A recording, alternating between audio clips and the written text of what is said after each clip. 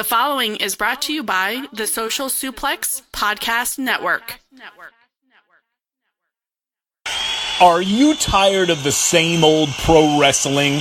Then check out the amazing action on Powerslam.tv, the biggest indie pro wrestling channel in the world.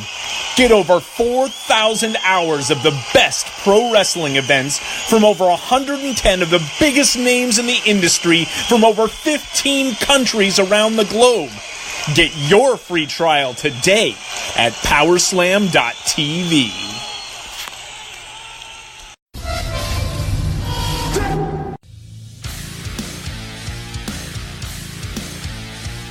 Finally, are you ready? But that's not me, I'm the Switchblade baby. You, and especially you. Austin 316 says I just whipped your ass. Goodbye. Write it down, you like writing things down. I am your favorite podcaster's favorite podcast. I am Omega. The Omega Luke Wrestling Podcast. That is right, guys, your favorite podcaster's favorite podcast. What is going on, everyone, and welcome to Omega Luke. I am indeed Omega Luke, and we are finally here for the final league match of the FBL, the Fantasy Booking League. The winner of this match does indeed go through to the final against Mason Adams, so what a way to end the league matches. The stipulation today is simple. The contestants just have to fantasy book an NXT call-up. So this could be 1, 2, 3 wrestlers, a tag, a faction. It's completely down to them, but no other rules have been set, so I'm very excited to hear what they have for me. So it is indeed MAFF, the mark with the mouth, Maff versus Royally Rumbled in this final match. But before we get into that, a quick update on all things Omega Luke as we go into 2019. Of course, with the end of year review that happened last Monday with JPQ, that went insane. You guys downloaded the shit out of that episode, and I was very excited, and it became very well received too. Speaking of JPQ, he now has his own wrestling podcast, which is no surprise because the guy is awesome. And in the episode that we did, it came across very well, and I'm sure he is going to smash it. Also, we had Courtney, the lovely Courtney, on for the Wrestle Kingdom special. She is obsessed with Killer Cross and Jay White, and that came across very abundantly in that episode where we fantasy booked Killer Cross going to New Japan and how we would book Jay White, as well as preview Wrestle Kingdom, which was pretty decent. So both of these two are part of the Omega Club on Patreon, where you can support the channel even more for plenty of rewards like coming on Omega Luke, getting your questions answered by interviewees just like JPQ and Courtney did with the incredible Jazz, which will be out on Thursday, by the way, but also the exclusive content on Omega Luke Patreon. We have early access episode, like said interview with Jazz, that has been up on the Patreon since Thursday. Extra content as well as mine and Wilfred's brand new Role Players episode, which, by the way, the next Role Players is going to be US Office, which I cannot wait for. Obviously, if you've checked out the Avengers or the Friends episode that we've done already, you will know exactly what I'm on about. They were the free taster sessions to get your taste buds tingling if you wanted to join on with Role Players. So plenty of new and exciting things to start off 2019 with a bang. So thank you for tagging along for the ride. I've spoken way too much as usual. Let's head over to my JSPL tag partners, Royally Rumbled, for their NXT call-up first. How's it going, everybody? I'm Jordan. I'm Robert, and we are Royally Rumbled. This week on the Omega Luke podcast, we are fantasy booking an NXT superstar on the main roster against Maff. Maff, or is it Maff? Is it Maff? I believe his name is Matthew, so he would be it's just a play on Matt, so Maff. I don't like math. No, I was always more of a science kid. MAFF. Oh, interesting. Well, regardless, I mean he's a real nice guy. Unfortunately for him, he's got the task of going up against us. Yeah, and that has not fared well for anybody else that has come across us in this fantasy booking league. So this takes place on the Raw after Great Balls of Fire, July 8th, 2019. Finn Balor versus Bray Wyatt. After what has become the standard quality of a singles match on Raw from Finn Balor, he is caught by Bray Wyatt in the setup for Sister Abigail. Bray pulls Balor close and kisses his forehead, before spinning him violently to complete the maneuver. But Finn counters out and spins a bit more than he's supposed to, and locks Bray in for the 1916. Balor connects, and Bray writhes in pain on the mat, as Balor climbs to the top rope and lands a huge coup de grace to score the pinfall victory. Finn is celebrating in the ring. Bray Wyatt attacks from behind and performs a brutal beatdown on Balor. Balor starts to fire back up and attempts the shotgun dropkick in the corner, but Wyatt cuts him off with a crossbody attack. He taunts to the crowd with his arms outstretched on his knees. But an unfamiliar guitar chord cuts through the incessant booing. The lights go down and we see candles lit up on the Tron. Smoke covers the stage and a figure rises from it. Aleister Black, former NXT champion, is here. The camera cuts to Bray Wyatt, who was first laughing on his knees, but has since stood up and appears very serious. Corey Graves is going nuts on commentary as Aleister makes his way down the ramp. He removes his vest and enters the ring. Wyatt hits the ropes and rebounds towards Black, who ducks him, and as Wyatt makes a second attempt, he is caught square in the jaw with a black mass. Aleister stands tall as the crowd cheers. Wyatt is out cold. Balor recovers in the corner, and Raw ends. The next week on Raw, July 15th, 2019, Michael Cole announces that we'll be getting Aleister Black's Raw debut tonight versus Bray Wyatt. Corey Graves remarks that the entire fabric of Raw is about to be shaken to its core. The lights go out and Bray Wyatt's music hits. He inches towards the ring with his lantern as his fireflies surround him. He kneels in the ring and awaits his opponent. Aleister Black's music hits, and we see him rise from the smoke and make his way to the ring for his first match. Renee Young says, "The former NXT champion is here to show the WWE Universe exactly what he's all about." Wyatt and Black are face to face in the ring. The bell sounds and the stare down continues. The crowd grows louder as they stare each other down. Bray invites Aleister to hit the ropes and attack him. Black obliges. They collide in the middle of the ring from a shoulder block, but Wyatt barely budges. Wyatt laughs and hypes himself up. He runs and rebounds off the ropes, but Black drops down and sweeps Bray's legs out from underneath him. Bray collapses to the mat. More back and forth action. Bray hits sentons, palm strikes, various slams. Black responds with German suplexes, shining wizards, and big boots. The match lasts about 20 minutes. Bray hits a running crossbody to Black, and both men are down in the center of the ring. Bray rolls to the outside to grab a chair. As he's coming back into the ring, Finn Balor runs out to stop him from attacking Black. Wyatt swings at Balor instead, but Balor ducks. Balor hits Wyatt with a sling blade. The referee calls for the bell. Bray gets back up and runs at Balor, but is caught with a huge jumping knee strike from Black, knocking Bray out of the ring. Balor and Black stare each other down, and Black nods his head at Balor.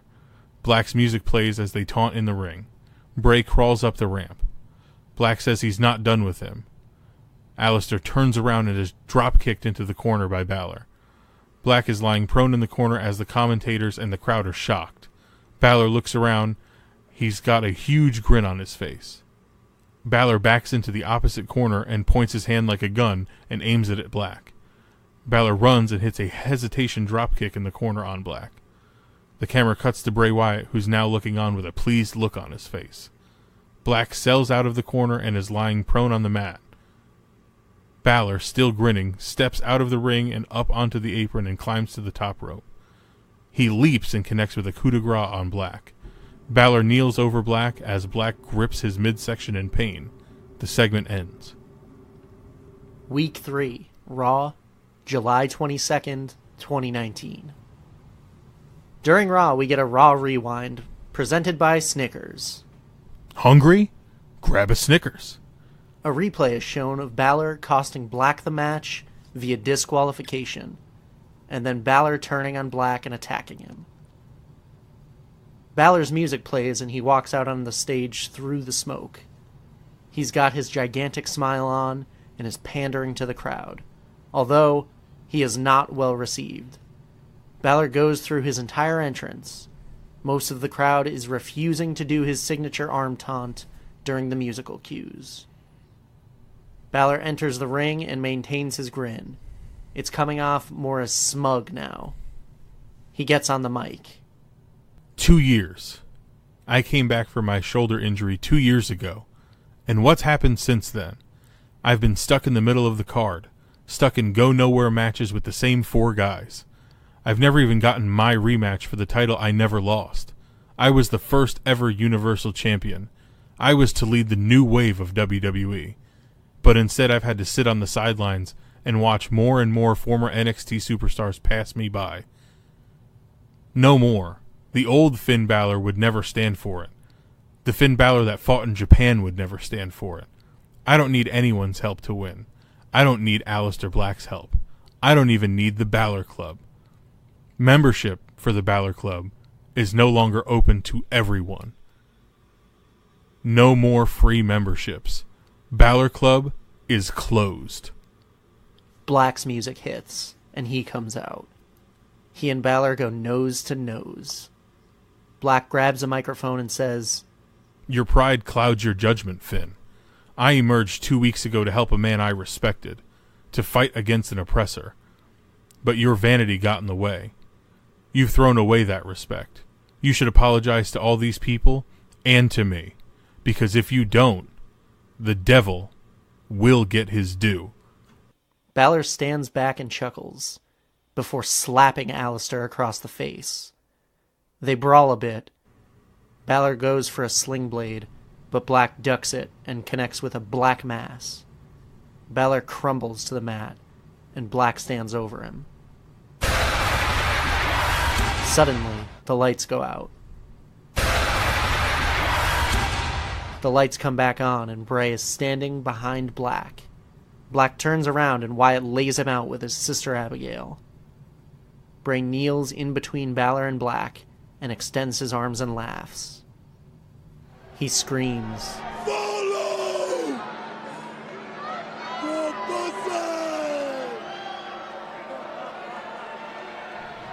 The screen cuts to black. Raw heads to commercial as the segment ends. Week 4, Raw, July 29th, 2019. At the top of the broadcast, Michael Cole informs the WWE Universe that we will get Finn Balor versus Aleister Black in a singles match so they can settle the score. Corey Graves remarks that Finn Balor has lost his way, and Black was only trying to do the right thing. Renee Young contends that Corey would feel the same way if some newbie stuck his nose in his business too. Later on in the show, Bray Wyatt cuts onto the Titantron. I don't like the energy that the man with the devil on his back is shrouded in. It's pure evil. Yet, these sheep cheer his name. It is not okay. The universe has failed me. The universe has failed Finn Balor. There's a darkness in him. He pushes it down, but we see it in his eyes. I am the chosen one. I'm the only one who could unlock Finn Balor's darkness. The Eater of Worlds will drag the devil back to hell. Devil, demon. She tells me it's no matter. I will correct these wrongs, for it is my destiny, and no one will stand in my way. Run. Aleister Black versus Finn Balor. The match is underway and these two pull out all their tricks. Black hits a pump kick to Balor, who turns and nails Black with a Pele kick. Balor ducks a clothesline from Black, but Black springboards off the ropes into his no-hands moonsault. Black stands on the second rope in the turnbuckle and Finn leaps and hits an enziguri kick, knocking Black over the top rope and onto the floor. Finn gets out and stands on the apron of the ring, waiting for Black to stand up. Black makes it to his feet and Balor runs and connects with a big kick. Balor gets back in the ring and readies for a dive. He rebounds off the ropes and stops before making it to the edge of the ring. He shakes his head no and rolls out onto the other side. He runs towards Black on the outside, but Black dodges a chop from Balor and counters into a leg sweep. Black gets back into the ring and looks out at Balor as he begins to rise up to his feet. Aleister Black runs like he's going for a dive, but does his signature springboard backflip and lands in the center of the ring in a seated position with his legs crossed. The crowd cheers big time, when suddenly the lights go out and the ring mat appears to crumble and a pit opens up. A real vertigo-inducing moment. The ref sells by leaping out of the ring. Black is in the middle of the ring looking around when the mat rips open and smoke pours out. Bray Wyatt pops up, grabbing Black, pulling him backwards into the hole in the ring. The smoke continues to pour out. Wyatt's laughter could be heard over the speakers. We see Finn Balor's reaction.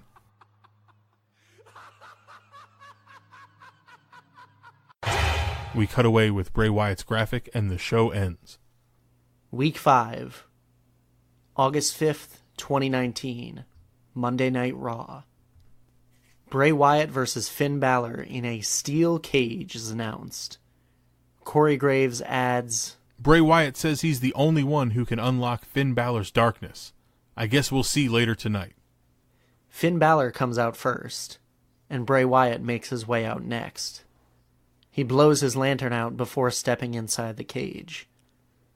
Wyatt steps into the ring and closes the cage door behind him. Both men brawl throughout the match. It's hard-hitting. Balor connects with a few running forearms. Bray does a sunset flip to Balor, but Balor rolls through and hits a dropkick followed by a double foot stomp. Bray is lined up in the corner when Balor charges at him, looking for a shotgun dropkick, but Wyatt moves out of the way. Balor lands on his back as his feet get caught up in the middle rope in the corner. Bray launches himself over Balor and lands a big senton splash. Bray pulls Balor out and makes a cover, but Balor kicks out at 2. Towards the end of the match, Wyatt climbs to try to escape the cage, but Balor hurries after him. With Wyatt at the very top, Balor hits a hanging soccer kick to Wyatt's back, and both men slide down to the top rope. Balor lines it up and connects with a sling blade off the side wall of the cage, and both men are down. The lights go out. Aleister Black's music plays. The lights come back on, and Black is standing in the center of the ring. Bray raises to his feet, smiling to the challenge.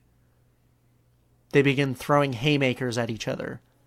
Black knocks Bray down with a jumping knee strike. Balor cuts Black off from the attack, and they trade shots. Black begins throwing Balor from one side of the cage wall to the other. Black goes for a German suplex, but Balor counters out of it into a 1916. Balor waits for Black to stand up, and as he does, Balor hits a huge forearm smash on Black, sending him out between the ropes and the cage wall. Balor rises up and is stalking Black to get up again. He charges and hits a big shotgun dropkick, slamming the back of Black's head into the cage wall. Balor gets up and turns around, only to be caught by Bray and nailed with Sister Abigail. Bray covers and the referee counts to 3. Bray Wyatt wins. Before the night is over, Michael Cole confirms this Sunday at SummerSlam, it will be Aleister Black versus Finn Balor versus Bray Wyatt in a triple threat match. Corey Graves responds, it's Devil versus Demon versus Eater of Worlds. Following Raw on Raw Fallout, via the WWE app, YouTube, and social media, backstage Charlie Caruso approaches an angry Finn Balor, who is knocking over things backstage. He is visibly frustrated and screaming. Charlie asks Finn for a moment, and Finn pushes back. What? Are you here to ask me about my feelings on the loss to Bray Wyatt? Well, how does it look like I feel? I'm pissed off. I'm hurt. I'm frustrated. I'm losing my mind. Bray Wyatt should have fell to me tonight, but instead, Aleister Black felt the need to put himself directly in my business yet again. I'm going to brutalize him this Sunday. I'm going to brutalize Bray Wyatt. They think they're masters of mind games? Like I said, I'm out of my mind now. Now the madness could really begin. This Sunday at SummerSlam, they're going to feel my wrath like no one has ever before. Week 6 starts at SummerSlam, August 11th, 2019. A triple threat match between Aleister Black versus Finn Balor versus Bray Wyatt. Bray Wyatt makes his way out first, followed secondly by Aleister Black. The lights go out and begin pulsing red. The Demon has arrived in Toronto. The crowd pops huge. Balor's paint is slightly different. It's got red highlighting in his eyes. The white teeth are seen all over his body, which is covered mostly in black paint. His back has a giant yellow eye with a crown on it. He's ready for a fight. Wyatt and Black seem to take it in. Wyatt is laughing, while Black is focused. Balor takes a big power move and powders out. Wyatt and Black go face-to-face trading haymakers. Wyatt yells at Black with his arms outstretched. Do it, Aleister! Absolve me! Make me pure again! Begging for a black mass. This frustrates Aleister. Finn Balor dives back in with a crossbody to both Wyatt and Black. The action cycles through, and all 3 men tear each other apart. Bray lifts Black into a fireman's carry position. Balor then leaps from the top rope and hits a double foot stomp on the back of Black before Wyatt follows up with a Samoan drop. Bray goes after Black. Black gets whipped off the ropes by Bray, and Black springboard backflips over Bray and lands in a seated position. Bray then bends backwards into the spider walk. They have a face-off with Bray upside down in his pose and Black in his seated pose. Balor comes in and dropkicks both of them in the face. Bray rolls to the outside, and Balor and Black are swinging wildly at each other. They keep dodging each other's attacks. Balor goes for a float-over DDT, but Black spins around and lands a big German suplex. Black bridges into a pinfall, but Balor kicks out. Aleister Black begins to fire up, and he notices Bray on the outside. Black runs at the corner and leaps over it to the apron. He then springboards to the middle turnbuckle and moonsaults to the outside, onto Bray Wyatt. The crowd goes nuts. Black makes it to his feet, followed by Bray. They start trading blows on the outside. Black stuns Wyatt backwards. Balor hits the ropes and goes for a suicide dive, but Black jumps up and lands a pump knee. Balor hangs over the middle rope. Bray gets up and shoves Black into the steel steps. Bray then goes over to Balor and hooks him for a rope-hung suplex to the outside of the ring. He lands, and the commentary team talks about the sick thud it made when Balor's spine crashed to the floor. Bray tosses Finn into the ring and covers him, but Finn kicks out at 2. Bray waits as Finn sells up into the corner and Bray charges and nails him with a body avalanche attack. Bray smiles to the crowd before tossing Balor to the center of the ring, but when he turns around, he gets a flurry of strikes from Aleister Black. Black knocks Bray down and fires up for the crowd. Black places his foot under Balor's chin and raises him up to his feet. He goes for a Black Mass, but Balor ducks and hooks Black in a reverse DDT position. He lifts him up and drops him for a reverse 1916. Balor covers, but Black kicks out at 2. Balor ascends to the top rope and goes for the coup de grace, but Black rolls out of the way. Balor goes for the shotgun dropkick, but is kicked in the face midair. Balor rolls out of the ring. Bray Wyatt comes back in and hits a huge back elbow to Black. Bray rebounds off the ropes and hits a senton. Black sells up to counter Sister Abigail. Black goes for the Death Valley driver, but Bray counters out. Bray goes for Sister Abigail again, but Black pushes Bray into the corner. Black is down, and Bray Wyatt turns around in the corner and leans backwards into his spider pose. Wyatt begins crawling towards Aleister Black. Meanwhile, Finn Balor climbs to the top rope behind Bray, and Balor connects with a coup de grace onto Bray Wyatt. Balor hurts his ankle in the process. He stands up to cover Bray, but eats a Black Mass, and he falls out of the ring. Black's momentum causes him to fall backwards after the Black Mass and lands on Bray Wyatt. He covers him for the pin. 1, 2, 3. This match goes for well over 25 minutes and is easily the match of the night. Up there as a match of the year candidate for sure. All 3 men throughout the feud had ups and downs, and while Aleister is now on the main roster, he has a solid body of work already proving he's worth a possible Intercontinental Championship opportunity, or perhaps even a shot at the Universal title.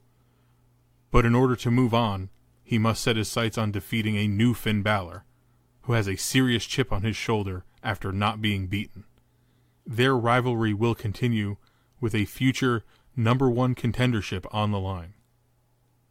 This has been our fantasy booking of an NXT call-up. If you would like to hear more from us, we also do prediction episodes for all of the WWE pay-per-views, getting you primed and ready for those. And we also recently had our very first Legacy Spotlight Series episode, chronicling the career of Edge. So go ahead, follow us on Twitter and Instagram at Royally Rumbled. We love interacting with everybody. A big thank you to Omega Luke for letting us take part in this fantasy booking league. And a big sorry to Maff for having to come across us in the Fantasy Booking League. As for Royally Rumbled, I'm Jordan. I'm Robert. Thanks for listening. Hi, I'm Bruce Pritchard. This is Conrad Thompson. And you're listening to the Omega Luke Podcast. Hello everyone, I am now here with the second competitor of this final league fantasy booking episode. It is the decider, like I've mentioned already. I am now with MAFF, the Mark with the Mouth. Maff, how you doing? Yeah, I'm much better, thank you. Glad to hear that you are much better. What do you mean by that? Well, my last performance wasn't up to my standard, I would say. No excuses, Baron brought it. But, yeah, I just wasn't happy with myself in that one.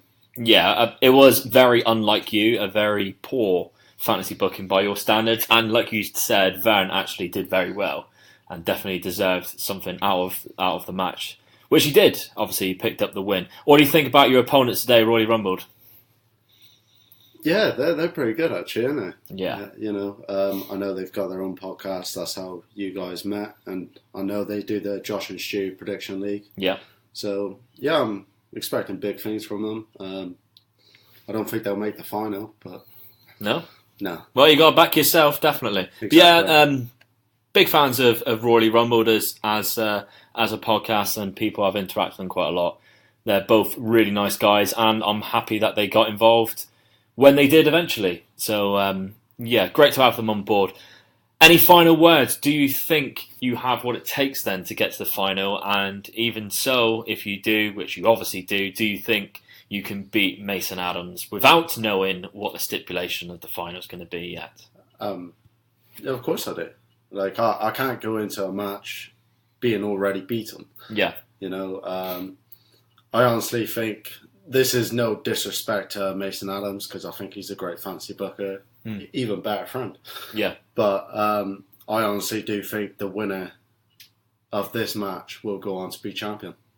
Yeah, it's a big call. We sort of said at the start of this whole competition that how B Block seemed very strong and very vocal, but that was because they were the mouthiest. A Block was very quiet. Now we're at the end of the league. Obviously, we've forfeited a few of the matches because they weren't going to have anything on the league. There was no point in actually doing them, and that's fair enough. Yeah, I was about to say Mason Adams obviously already won his block, and the only match that matters from B Block is mine versus Royally Rumbled. Exactly. Yeah. So it's interesting now that we're finally coming to the end. 2 matches of the Fantasy Booking League. We already have matches lined up for the future. But yeah, this is it now. Why not we just get straight into it? Let's hear your fantasy booking of an NXT call-up. Okay, so my fantasy booking starts at NXT Phoenix. So, like Ciampa mentioned in a previous NXT episode, he wants Gargano to go for the North American Championship. So I'm going to have that match, Ricochet versus Johnny Gargano. So, like everyone would think, this is probably a dream. Well, I won't say a dream match, but everyone wants to see this match. Yeah. This match would be absolutely amazing. So the match starts off with them feeling each other out. Johnny Gargano getting the better of the mat wrestling exchanges, but with a slight opening, Ricochet is able to explode, get to his feet, and drop Gargano with a drop kick, leading Johnny to roll to the outside to take a quick break. Ricochet, noticing this, chases down Gargano, which leads to Gargano rolling back in the ring and outsmarting Ricochet by getting the upper hand. This match is very back and forth, with each of them milliseconds away from winning and walking away as champion. Gargano goes for the lawn dart throw, but is reversed and thrown into the middle rope. Ricochet sees this and heads to the top rope and goes for the 630 senton. But Gargano moves, but luckily Ricochet, he lands on his feet, but runs straight into a super kick, 1-2, and Ricochet kicks out.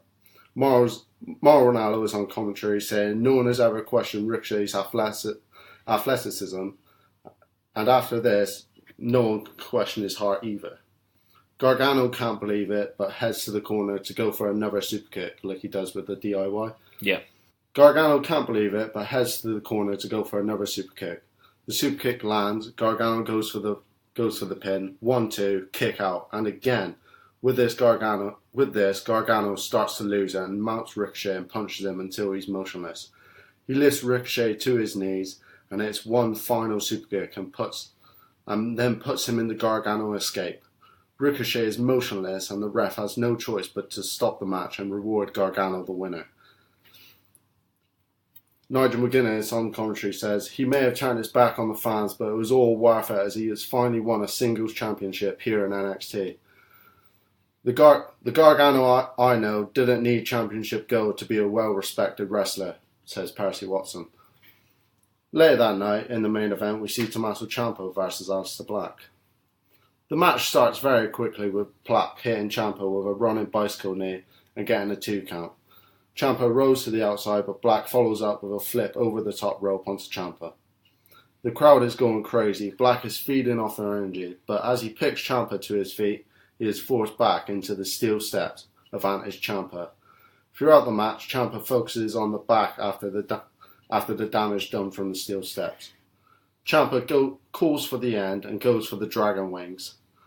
Black reverses by pulling Ciampa to the floor and hitting him with a jumping stomp to the sternum. Black uses a variety of strikes to mount some offense and push the match to his pace. He runs off the ropes but is caught with a tilt-a-whirl backbreaker which gets Ciampa a near fall. Ciampa goes back to attacking the back and putting him in different submissions, but there's no quitting Black, and as he keeps fighting his way to the ropes. Ciampa pulls Black to the center of the ring, and Black breaks free and hits him with a Black Mass. Black Mass! All he has to do is cover him, says Mauro Ranallo. But Black is too injured to take advantage as Ciampa lays motionless. Black finally makes it for the cover. 1-2, Ciampa kicks out. The crowd's chanting "Fight Forever." As they do, stupid marks. Black gets to his feet and goes for another Black Mass. He tries to lift Ciampa with his foot, but his back is hurting too much that he falls to his knees. He chooses to pick him up with his hands, but Ciampa grabs a small package and Black just barely kicks out. Ciampa goes to the outside to grab the NXT Championship, but the ref stops Ciampa from using it. As the ref is distracted, Black goes for another Black Mass, but Ciampa sees it coming and is able to reverse it with a low blow. As the ref turns to see the action, Ciampa hits Black with the Dragon Wings. 1, not like this, screams Mauro Ranallo. 2, 3. Like it or not, Mauro, that man is still our NXT World Champion, says Nigel McGuinness. Takeover ends with Gargano and Ciampa in the ring together. The next night at the Royal Rumble, the main event is the men's Royal Rumble match. I'll skip ahead to number 15, where the one and only Ricochet enters. Huge pop. Ricochet comes into the ring and takes down some opponents. Ricochet and Rey Mysterio have a face-to-face, but it gets broken up by Baron Corbin. But with this, both Ricochet and Rey Mysterio end up eliminating Corbin. Later in the match, Ricochet is obviously taking some punishment, being in there a long time, and he gets RKO'd from Randy Orton. And as that happens, Corbin comes in and throws Ricochet out. The countdown to number 30 is on. 5, 4, 3, 2, 1. The lights go out and a single dong goes off. Michael Cole is screaming, "It's The Undertaker!" Lights back on and he's in the ring. He's dropping superstars with his famous right hands. Down goes Rollins. Down goes Almas. Miz, Ali. He comes face to face with Orton. Cole mentions about their history in their WrestleMania 21 match. They start throwing punches until Taker ducks a clothesline and chokeslams Orton. Everyone is down apart from Taker, but the lights go out again, and Aleister Black's music plays, and Black is stood at the entranceway staring down Taker, which leads to Kevin Owens eliminating the Dead Man. Rollins ends up winning the Rumble. In a WWE.com exclusive, Kathy Kelly interviews Ricochet about his Royal Rumble appearance. Ricochet says that he will get Baron Corbin back, but for now he's looking at reclaiming his NXT North American Championship. On all three shows, obviously Raw, SmackDown and NXT, there is a video highlight of the Black/Taker confrontation and with the commentators wondering what is going on. The week after that, Undertaker is on Raw and calls out Black to come and own up to his sins, and that now he must answer to the Reaper. Black isn't there, so Undertaker says he will find him, and when he does, Black will rest in peace. On NXT, Black is at the Performance Center and is questioned about his actions, but he stays quiet and just carries on hitting the heavy bag. The following week on Raw, Black's interview is shown again for the Raw viewers, and it is announced that Black will be at Elimination Chamber. Elimination Chamber, Black comes out, sits in the middle of the ring with a microphone and says, "It's my destiny to end The Undertaker, to wipe away the mystique of the Dead Man. I'm the new Reaper of WWE." The next night on Raw, they show a highlight of the promo and wonder how Undertaker will respond. The following week on Raw, it is announced that The Undertaker will be at Fastlane. Fastlane arrives and Taker comes to the ring and talks about how for over 25 years this has been my yard and he's faced them all from HBK, Austin and to The Rock, and they have all fallen to my hand. So as to Black, you want to be the new Reaper of WWE? As to Black's music hits, he gets face to face with The Undertaker and they both look at the WrestleMania sign and nod in respect to each other. Black leaves the ring. On NXT that week, Black has a match against a nobody and beats him within seconds by hitting a Black Mass. He gets on the mic and says, "This is your fate, Undertaker. There will be no awakening after I hit you with a black mass. On Raw, they showed Black's performance from the NXT and just gone and mentioned how the official contract signing is tonight. At the contract signing, Undertaker tells Black that he respects him, but that he's not ready for what is coming to him. Black signs the contract anyway and says at WrestleMania, "You will rest in peace," and just walks out. WrestleMania, Corey Graves introduces the highly anticipated match and says that this is the one he's been most looking forward to.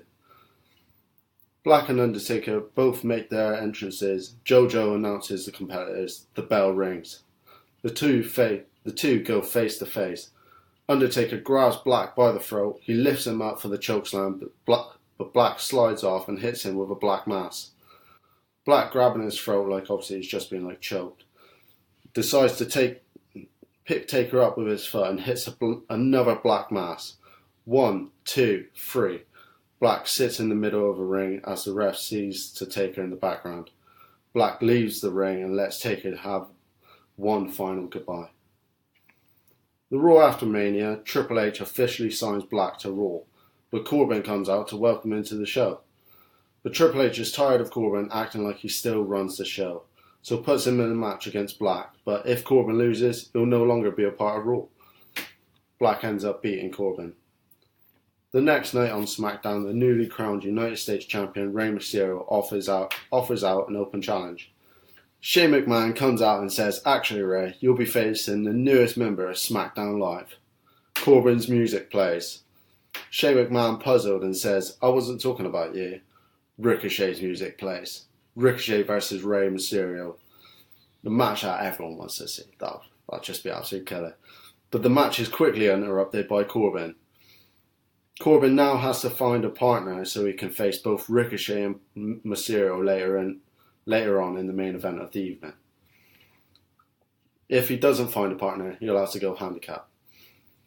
Corbin ends up finding Nakamura as his partner.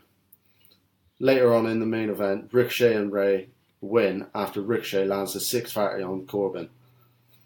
Philip says it's been a rough couple of days for Corbin, but what a night for the newest addition to SmackDown Live roster, the one and only Ricochet.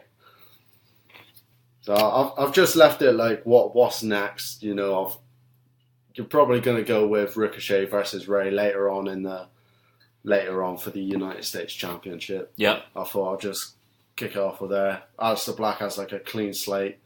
What's next for him? So it's a lot of questions, but I'll be happy to see what happens next. Okay then. Let's find out what happens to you in your future in the outro. There we go, guys. That was both of the fantasy bookings. How very strange that of all the NXT roster, everyone that they could have picked, they both went for Aleister Black. And they both nailed it, to be fair. Let's start then with Royal Rumble, their pros and cons. So let's start. There we had a great description of the match again. They just keep doing that. Oh, how I love hearing the root of all evil as they gracefully described Aleister Black's first appearance, and a good introduction too. And well done for the guys for using sound effects after I complimented Josh and Stu for doing so. Very clever from them. Good heel turn as well for Balor, and a good reason for it as well, which led to a very good promo from Balor, so I like that. Again, great use of the two-man trick. One sets the scene, the other does the promo. It's very effective, I keep saying it. There's no other way of saying it. Keep doing it, it's very good. Now I'm going to address the spot with Bray Wyatt and the ring situation. I loved it. This is fantasy booking. This is what it's all about. We've seen in the past the hologram in real life, all the insects and shit, and that just didn't really work. But this, if it was done right, would be cool as fuck, and no one can deny that. And Bray Wyatt and Black would be perfect for that situation to happen in. Again, great description of the cage match and Black returning the favour with a surprise attack. And this three-way rivalry is pretty fucking awesome, I must say. I really did enjoy this three-way rivalry. Three very good people. And to make it even better, the tagline that they gave Michael Cole. Finally, Michael Cole is saying something better than the big dog or boss time. It's Devil versus Demon versus Eater of Worlds. Very good. Also, that spot that they described with Aleister Black backflipping over Bray Wyatt into the seated position to be confronted by Bray Wyatt doing the backwards crab thing in a little face-to-face would be a picture-perfect moment. That would probably be the image of the night in that match. So the match, the end part, the match that probably was the best described single match we've ever had on the Fantasy Booking League. Roughly 5 minutes, and I was picturing it all in my head the whole time. I loved it. Although I think the Demon should never lose, Demon Balor, he didn't get pinned, so that's sort of secure. That sort of keeps him safe. But still, what an epic description of a match and an epic finish to a very good fantasy booking. The cons, though, you do have a couple of cons. Everyone has a couple of cons.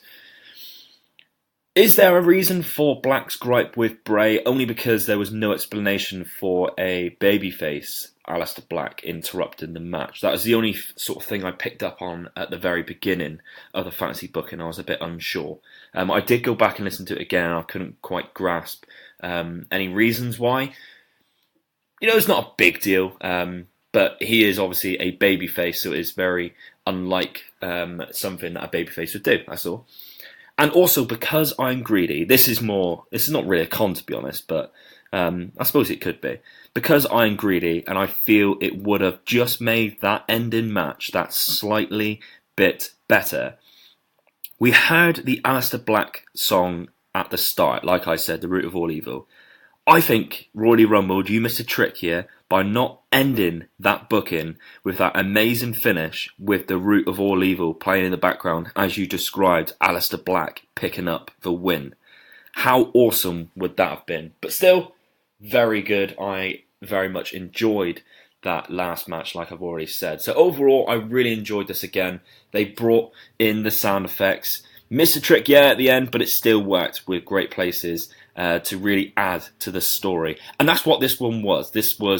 I like the most about this booking was that it was like a story. It was very similar to when I first heard Ricky Dent's, the Peaky Blinder Ricky Dent's fantasy booking of Bray Wyatt. Funny that Bray Wyatt's in it again. It was very theatrical, and that's what I like about this one. I got involved in the story, which is what I liked. They did a great job at creating a very interesting story, not using not one but two opponents, which I thought was a great choice for the three people as well. That is how Aleister Black is booked when he is brought up from NXT, then I am all for it. So well done, Royally Rumbled once again, but how did the mark with the mouth do? How did MAFF Maff do? So his pros, he kept to real life stories, which I appreciate. The Johnny Gargano, the DIY situation with Tommaso Ciampa was also a very good description of the first event matches and a good finish with Gargano knocking Ricochet out. When it's done correctly, it's done very well, and I enjoy that finish. I like the commentary Maff used as well, taking notes from Vern, our favourite play-by-play commentator. That was very good. Using the Royal Rumble to get big pops with certain NXT setups and setting up future feuds, which I thought was very clever, using Aleister Black and Taker as well. He's sort of teased that before, I think, way back when we did an Undertaker episode, that an Aleister Black versus Undertaker at WrestleMania would be very good. So as soon as he sort of mentioned Taker, I knew where this was going, but that didn't take away my excitement for it. I also love the Aleister Black promo about Taker and a huge setup for the WrestleMania match, which was very, very good and very well led up to. But maybe, let's go on to the cons now, maybe Black could have been built up a little bit more towards Mania. He had him in a sort of squash match against a nobody. Maybe you give Aleister Black a big win so that people, because there are people, I don't know why, who don't watch NXT but do watch the main roster. So Aleister Black coming up may not be such a big deal for them, and we could have built him up a little bit more. As to this is the guy who's going to retire the Undertaker completely. I was really enjoying the build-up to the Taker match, so much so that one of my cons is that I wish it went on for a little bit longer. I wish it went on for a little bit more. And the match with Taker, I felt, was slightly rushed. I think you could have described seeing as that was your big finale, really. We are retiring The Undertaker here in your Aleister Black episode, and that I feel like you could have made a little bit more of a big deal of that match. And it did end rather abruptly, right when he seemed to start something new, which I appreciate the intention of leaving us wanting more. However, I don't think the execution was done to the best that I know Maff can do. But I know what he was trying to do there, so it's not such a big con. Overall, this was a huge improvement from Maff, and back to the Maff where we had the Elias standard of fantasy booking. I really enjoyed the build-up to the Undertaker match at Mania so much that I wanted more of it. Great promo, like I said, from Aleister Black. And also a good start from Maff with the Rumble. Who doesn't love a Royal Rumble? So great effort from the Mark.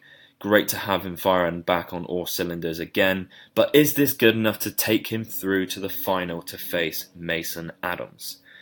Well, this, by the way, was a great match. Thank you to both guys for putting in 100%. And very weird how they both picked Aleister Black, like I said. But I enjoyed both ideas, really. If you paired them together, you'd argue that Black would have had the best debut year. If you put both of these bookings together, he would probably have had the best debut year in forever on the main roster without knowing what happens from SummerSlam onwards. But there can only be one winner. And the winner of this match and going through to the final of the Fantasy Booking League, it's royally rumbled. Congratulations, guys. Incredible booking and very consistent from you as well. So seeing as you missed the first round, you have genuinely deserved to get to the final from your 3 bookings.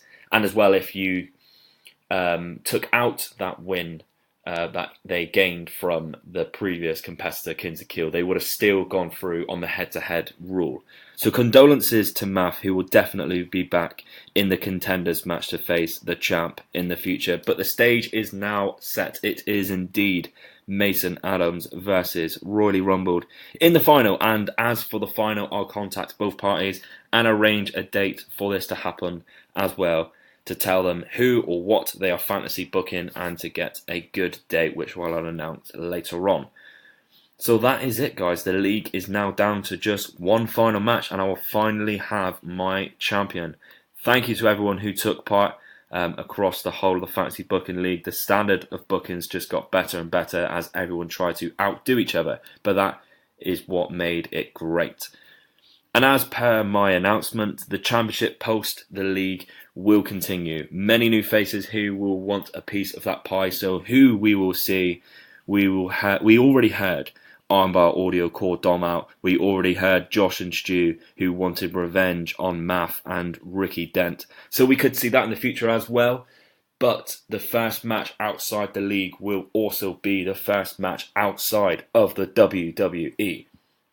That is right. The competitors will have the challenge of fantasy booking Shinsuke Nakamura returning home to New Japan Wrestling. And it gives me great pleasure to announce that the competitors that I have this challenge are going to be 2 of my favourite guys that I have met on the journey so far since beginning this podcast. One is Mike Arent, the fantasy booking guru. You may remember him, which, by the way, will be making a return soon, the fantasy booking faction. And my podcast bestie, Wilfred, from Wilfred Watches Podcast. So great match. I can't wait to get that one undergo. So thank you for everyone to listening. Congratulations once again to Royally Rumbled and good luck to both finalists. I'm excited to crown my first champion. If you haven't checked out my new YouTube video yet, please do. I worked very hard on it and I think you'll enjoy it. Make sure you subscribe on YouTube. Just search for Omega Luke Podcast. And of course, if you wish to become part of the Omega Club on the Patreon, you can do for as little as $2 for all the extra content, the early access to interviews like Jazz, which is on the Patreon a whole week before release as it still hasn't come out yet. You can do this and more on patreon.com/Omega Luke. So yes, stay tuned on Twitter to find out more dates. And for the final, I will meet you on Thursday for the interview I did with the former WWE Women's Champion and current NWA Women's Champion, Jazz. Goodbye and good night. Bang. This is Flip Gordon, and you need to subscribe to Omega Luke Podcast.